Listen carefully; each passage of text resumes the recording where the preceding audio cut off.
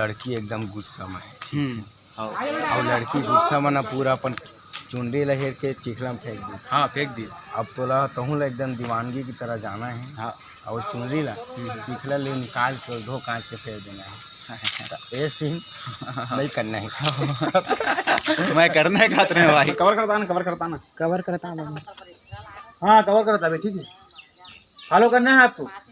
Rolling sir rolling music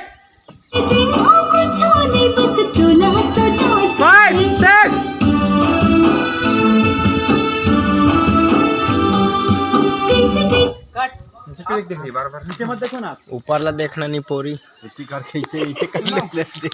बताओ। अभी हमारे लेंटर छत ऊपर आ गए हैं जेकर शूटिंग चल ही और हमारे कैमरा उमर आ गए है। हमारे भैया है काना भी अनित लहरे ठीक है भैया मन